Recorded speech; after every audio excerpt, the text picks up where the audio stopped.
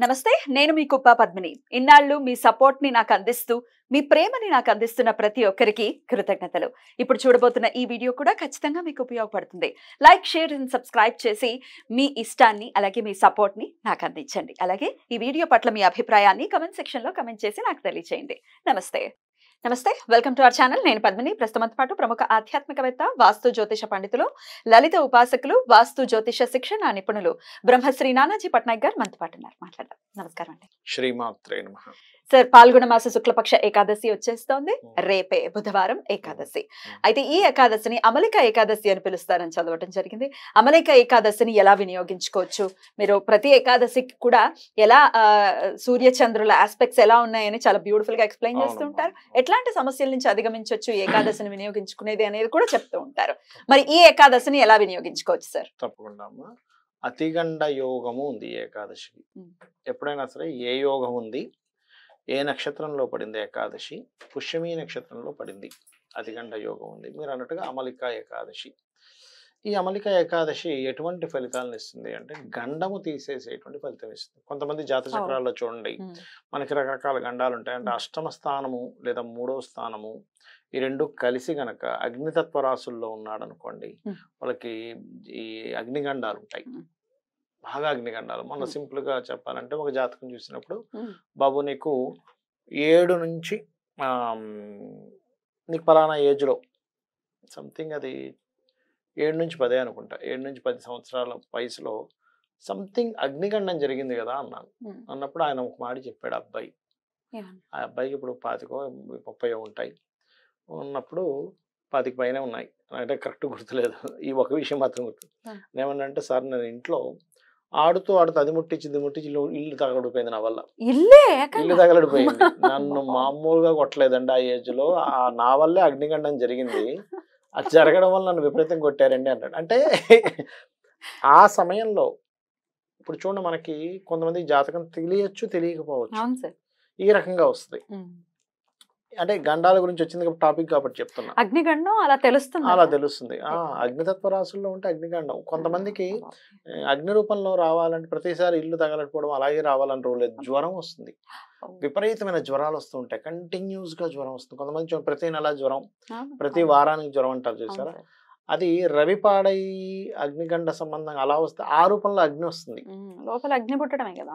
ఇంకొంతమందికి జలం. మొన్న ఈ మధ్య ఒక జాతకం చూసినప్పుడు, బాబు నువ్వు ఈ మధ్య కాలంలో వాహనం మీద వెళ్ళేటప్పుడు నీటి ప్రదేశాలు వెళ్ళినప్పుడు జాగ్రత్తగా ఉండాలి, నీకు జలగండం ఉంది అన్నప్పుడు ఆయన చెప్పాడు ఒక మాట. ఏమంటే, నేను ఆటోలో వెళ్తున్నాము, పక్కనే నది ఉంది, స్లిప్ అయి పడిపోయింది, దాదాపు 30 ఫీట్లోంచి పడిపోయింది, కానీ బయటపడ్డాను నేను అన్నాడు. ఏం అవ్వలేదు లక్కీగా. కానీ ఒక 3 years వరకు కొంచెం ఉండేది. అయితే మనం దీని నుంచి భయపడాల్సిన పని లేదు. ఇలా ఉన్నప్పుడు అగ్నిగండము, వాయుగండము, భూగండం అంటారు. అంటే ఒక్కోసారి ఏమవుతుంటుందంటే, ఆ ల్యాండ్ తీసుకున్నప్పటి నుంచి వీళ్ళకి వస్తుంది, అక్కడ ఏదో దోషం ఉంది. వాయుగండం వచ్చినప్పుడు నేను చూసింది ఏంటంటే, గాలికి వాళ్ళు సంథింగ్ ప్రాబ్లం అయింది. అంటే ఈ గాలికి నేను ఇలా కింద పడిపోయానండి, సడన్ గా బాగా గాలి వచ్చింది, వాహనం వెళ్తూ సడన్ గా గాలి వచ్చేసింది, కళ్ళలో ఏదో పడ్డట్టు అయింది, టప్పని పడిపోయాను అంటారు. వాయుగండం కూడా ఉంటుంది. అగ్ని, భూ, వాయు, జల ఉంటాయి. అయితే నేను అనేది ఏంటంటే, ఇది జాతక చక్రంలో ఉంటుంది. అగ్నిగండం ఉందనుకోండి, ఎక్కువ అగ్ని సూక్త పారాయణం ద్వారా పోతుంది. జలగండం ఉందనుకోండి, ఈశ్వరుడికి అభిషేకం చేయడం ద్వారా పోతుంది. భూ సంబంధంగా దోషాలు వస్తున్నాయి అనుకోండి, వారాహి అష్టోత్తరం చేసుకోవడం ద్వారా పోతుంది. అదే విధంగా వాయు సంబంధించిన వాయుపురాణం, దాన్ని శివపురాణం కూడా అంటారు. వాయుపురాణం పేరు శివపురాణం వినడం ద్వారా పోతుంది. ఇలా గండాలు ఉన్నటువంటి జాతకాలు కానీ, లేదా ఏదైనా గండం రాబోతుందని వీళ్ళకి జాతకం ఉండదు కొంతమందికి, లేదా లైఫ్ లో ఇంకేదైనా గండం వస్తుందని భయం ఉన్న వాళ్ళు ఈ గండయోగంలో ఎప్పుడైనా ఏకాదశి వచ్చినప్పుడు చేస్తే గండాలు తొలగిస్తాడు విష్ణువు. అద్భుతం. అయితే దినదైన గండం నూరేళ్ల ఆయుష్లానే ఉంది సార్ ప్రతి ఒక్కరి జీవితం కూడా. అది రకరకాలు, అంటే ఇప్పుడు అప్పు ఉంది, కట్టకపోతే అది గండంగా ఉందండి, నెత్తి మీదకి వచ్చేసారు అనేది గండమే కదా. అంటే ఆ క్షణం ఆ అప్పు తీరిక అమ్మయ్య అనుకుంటాడు, గండం తీరినట్టే కదా. ఆ గండం తీరినట్టే, ఇంకెందుకంటే మనశ్శాంతికి ఉండలేడు. అంతే కదా సార్. వీటిని కూడా అధిగమించొచ్చా? 100% అది ఒకటమ్మా. విష్ణు అంటేనే విశ్వవ్యాపకుడు. ఆ విష్ణువుని పట్టుకోగలిగితే, విష్ణువు చెంతే ఉన్నదెవరు? లక్ష్మీదేవి. లక్ష్మీ కటాక్షం కలిగితే అంతే, రోగము, రుణము, శత్రుత్వాలు అన్ని పోతాయి. అవును సార్. విష్ణువుని పట్టుకుంటే లక్ష్మి ఆటోమేటిక్ గా వస్తుంది. లక్ష్మిని సింగిల్ గా పట్టుకుంటే లక్ష్మీదేవి రాదు. అంతే కదా. ఇప్పుడు చూడండి, ఎందుకని ఇంటికి వెళ్ళి మనం పిలుస్తాం, అమ్మ మీరు రాండి మా ఫంక్షన్ గిట, మా ఆయన వస్తున్నా? పిలవకుండా ఎందుకు వస్తా, మా ఒక్కనాటికి ఆయనకి రాదు. పిలవండి, మా ఆయన పిలిస్తే మా ఆయనతో పాటు వస్తా అంటారు. 100%. సాంప్రదాయం తెలిసిన వాళ్ళు. మనమే భర్తకి ఇంత వాల్యూ ఇస్తే ఆ లక్ష్మీదేవి ఇంకెంత జగన్మాత. వాల్యూ ఇస్తుంది. 100%. అంతే కదా. 100%. సాంప్రదాయం తెలిసిన వాళ్ళు ఎవరు సింగిల్ గా వెళ్ళిపోరు. ఏదో కొన్ని విదేశాలకు వెళ్ళిపోయారు, ఆయన విదేశాల్లో ఉన్నాడు, అయినప్పటికీ ఫోన్ చేసి అయినప్పటికీ పిలవాలి అని ఫోన్ చేసి చెప్తారు. పిలవాలంటారు, అవును. ఆయన వెళ్ళమని చెప్పాలంటారు. వీళ్ళు ఏమండి పాపం నేను వస్తానులేండి పర్లేదు మా వారు వెళ్ళారు, ఏదో సర్ది చెప్పుకుంటారు. కరెక్ట్. కానీ ఇద్దరు ఒకే దగ్గర ఉన్నప్పుడు మాత్రం సింగిల్ గా పిలిస్తే వెళ్ళరు. వెళ్ళకూడదు కూడా. వెళ్ళకూడదు. ఎలా అయితే వెళ్ళదో ఒక స్త్రీమూర్తి సార్. అమ్మవారిని సింగిల్ గా పిలిస్తే రాదు. నేను వదిలిపెట్టను రా నాయన, నువ్వు ఆయన పిలువు, ఆయనతో పాటు నేను ఉంటా అంటారు అమ్మవారు.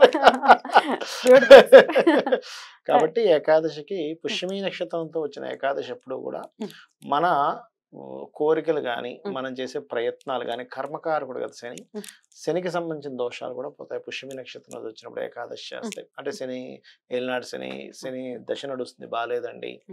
శని కేమద్రుమ యోగంలో ఉంటాడు, చంద్రుడు ఉన్నట్టు. అంటే శని సింగిల్ గా ఉన్నప్పుడు సెటిల్ అవ్వలేకపోతుంటారు చాలా మంది.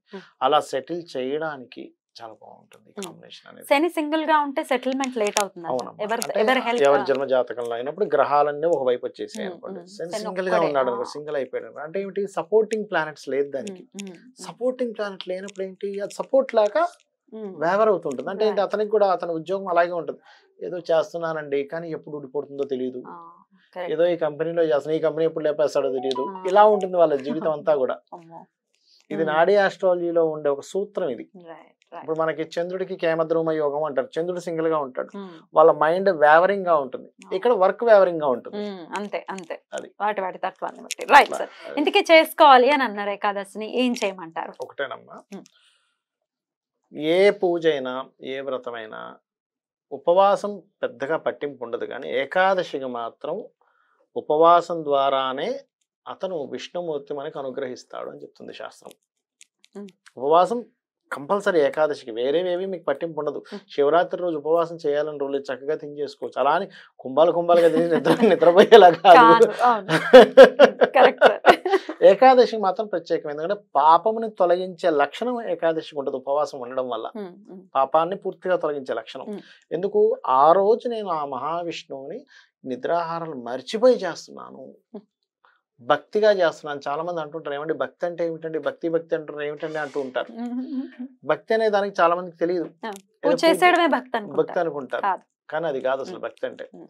నువ్వు ఏ పని అయితే, ఇప్పుడు చూడండి, ఒక పిల్లవాడు ఉన్నాడు, పిల్లవాడికి అన్నం కలుపుతూ అమ్మేమనుకుంటుందంటే మనసులో, ఈ అన్నం మొత్తం తింటే తినాలి అని అనుకుంటా, ఒక్క ముద్ద తక్కువ తిన్నా అమ్మేమంటది తెలుసా, ఇవాళ వీడు తినలేదంటారు. అరే అంత ప్లేట్ అన్నం తిని ఒక ముద్ద తినకపోతే తినలేదంట అదేంటి అమ్మా అనుకుంటాడు పిల్లాడు. ఇలా చూస్తాడు, ఇదేమిటి నేను తిన్నాను కదా, తినలేదురా వదిలేదురా అంటది.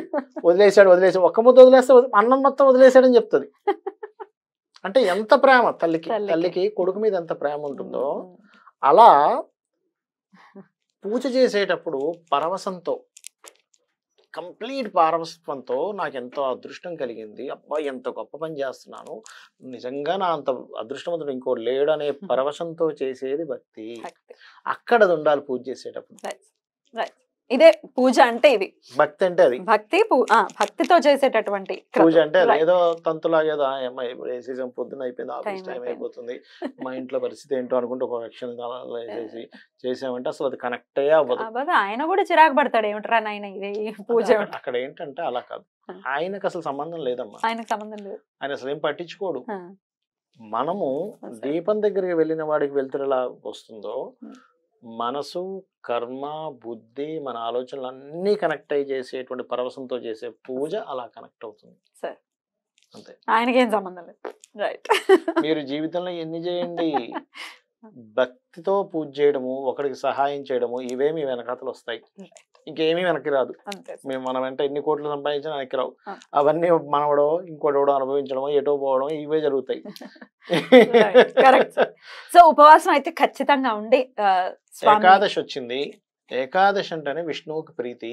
నిజంగా నా మనుష్య జన్మ ఎంత గొప్పది, నేను ఈ ఏకాదశికి ఏకాదశి చేయగలుగుతున్నా, అబ్బా నిజమే కదా, అసలు నా ఎంత అదృష్టం రా అని ఉదయం లేవగానే అనుకోవాలి.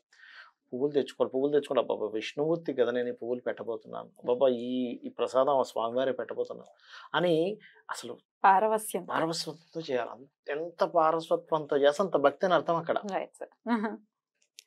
శంకరాభరణం సినిమాలో ఆయన శంకర అనే పాటలో డాన్స్ చేస్తాడు పరవశంతో. వాళ్ళందరూ వెళ్ళిపోయారు, నాకు సంబంధం లేదు, ఈశ్వరుడు కోసం చేస్తున్నాను నేను అక్కడ నృత్యము గానము అని చేస్తాడు చూసారా. అలాగా విష్ణువు కోసం నేను చేస్తున్నాను. విష్ణువు ఎంత గొప్పవాడో తెలిసిపోయింది నాకు, అందుకని చేస్తున్నా అంతే. అది పూజ చేసుకోమంటారు, ఉపవాసం ఉండమంటారు. ఉపవాసం ఖచ్చితంగా ఉండాలి. ఉపవాసం ఉండలేని వారు అనారోగ్యం, చంటి పిల్లలు, స్త్రీలు, బాలింతరాలు ఉంటారు కదా కొంతమంది, వీళ్ళకి ఉపవాసం కంపల్సరీ ఏం లేదు. ఒక పండు పాలు తాగవచ్చు, తప్పేం లేదు. కానీ వీళ్ళు కూడా ఉండగలిగితే మంచిది, ఉండలేకపోతే పర్లేదు, ఏం చెప్పలేదు శాస్త్రంలో. చక్కగా విష్ణు సహస్రనామాలు, వెంకటేశ్వర స్వామి స్తోత్రాలు, లలిత అమ్మవారు ఇవి చేసుకొని చక్కగా మనం ఉపవసించడం. ఎప్పుడు కూడా 3 యామములు 8 యామములు అంటాడు, అంటే 8 3 24 hours ఉండాల్సిందే ఉపవాసం. సాయంత్రం అయిపోయిన సాయంత్రం తినేస్తాను, ఉపవాసం కిందకి రాదు. 8 యామములు అనేటువంటి నియమం చెప్పబడింది. అయితే కొంతమంది అంటారు ఉపవాసం అంటే దేవుడికి దగ్గరగా ఉండడం అని, అది కూడా రాంగ్, ఇదేం కాదు, కాన్సెప్ట్ ఏం కాదు. కానీ ఏకాదశికి మాత్రం ఇది కంపల్సరీ ఉపవాసం ఉండవలసిందే, ఓపిక ఉన్న వాళ్ళు ఉండవలసిందే. సైంటిఫిక్ గా కూడా మీ యొక్క బాడీ క్లీన్ అవుతుందమ్మా, సింపుల్ గా ఆలోచిస్తే. Correct sir. అయితే ఇప్పుడు మనం చెప్తూ ఉన్నాము, చాలా మంది నాకు కూడా చెప్తూ ఉన్నారు, మేము పాటిస్తున్నామండి, ఇన్ని ఏకాదశులు చేయాలి అని అనుకుంటున్నాము. ఇప్పుడు ఆడవాళ్ళంటే మరి పీరియడ్ వస్తుంది కదా, పీరియడ్ వచ్చినప్పటికీ ఉపవాసం ఉండాలా? అది మీరు ఉపవాసం కామన్ గా భగవంతుని మనసులో చేసుకుంటూ ఉండొచ్చు, తప్పేం కాదు. కానీ పూజ గది దగ్గరికి వెళ్ళకూడదు. రైట్ సార్, చాలా అద్భుతంగా తెలియజేశారు సార్. ఈ అమలిక ఏకాదశిని కూడా చక్కగా మన వాళ్ళందరూ వినియోగించుకుని మీరు చెప్పినట్టుగా అటు కోరికలు తీర్చుకోవటం కానీ, గండాల నుంచి బయటపడటం కానీ ఖచ్చితంగా జరగాలి మన వాళ్ళకని మనస్ఫూర్తిగా కోరుకుంటూ, thank you so very much sir. నమస్తే. శ్రీమాత్రే నమః.